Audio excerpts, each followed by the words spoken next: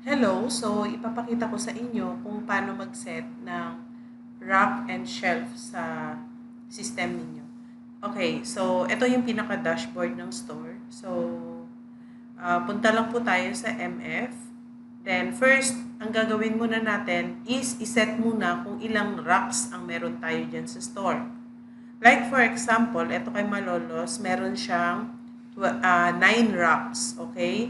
So, ito yung basis ng racking number namin. So, SA stand for Selling Area 1. SH naman is Staff House 1. So, 9 lahat yan yung sinet ko na racks.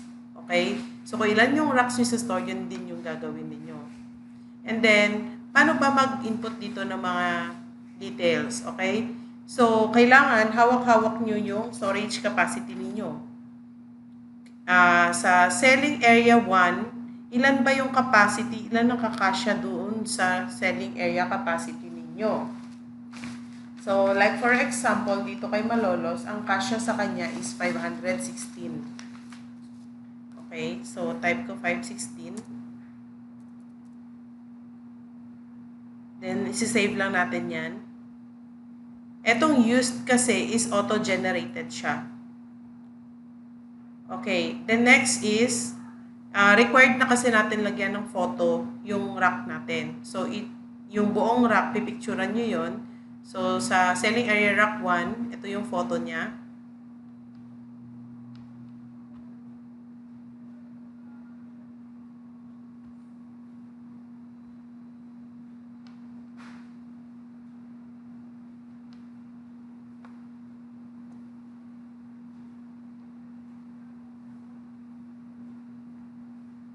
So, ito yung buong rack niya. So, i-upload lang natin yan.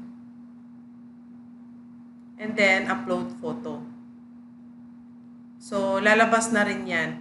Yan na po yung itsura. So, as you can see, may date na rin siya kung kailan in-upload para malaman namin kung updated siya o hindi updated. And then, additional lang din, itong photo na to is auto-delete siya after 30 days. So, kailangan mag-update talaga kayo after nyo mag-inventory ng month end. Okay, sample tayo ulit sa selling area 2. So, ganun din yung maximum capacity niya. So, for example, capacity niya is 500 lang. Then, save. Ay, okay, wait lang mamaya. Choose photo. So, SA2. Then, upload. And then, tsaka natin i-save. So, lahat yan ng capacity is lalagyan ninyo para matotal natin kung ilan yung capacity per racks na si-set ninyo. Okay? Then next, after that, matapos yung mga racks, malagyan nyo ng capacity, punta tayo sa shelf. So, sa shelf, ilan ba yung kasya per shelf? Okay? So, ang name dito sa shelf, ito kasi is auto-generated itong rack and sa code. Sa name is, standard po yung ginawa ko dito. So, kung napapansin nyo, SA1-A1, ibig sabihin yan is yung butas. Okay? Ilan ang capacity per butas? So, kung isiset ni Malolos is 50 lang, kailangan 50 lang din talaga yung kakasya dyan. Kasi yan lang yung na bilang niya nakakasya doon. Okay? So, save. Then, punta siya sa choose file. Yung choose file, kukunin niya yung A1, yung butas ng rack na yon. So, i-upload niya. Upload. Same with sa rack, 30 days lang din po yung validity nito. And then, kung napapansin nyo, di ba, 50 yung capacity nito. Pwede ka, maglalagay ka dito ng item na ilalagay mo dyan sa butas na yan. For example, men's white na small. So, quantity, ang kasya is 30.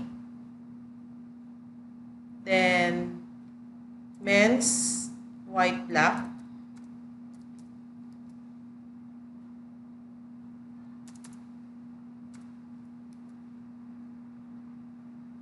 Siyempre, ang maximum mo is 50, so dapat 20 lang din yung lock mo. Again, kung sosobra dyan yung itatype mo, hindi siya i-take ng system kasi nga po, nag-set tayo ng 50 na maximum sa butas na yan.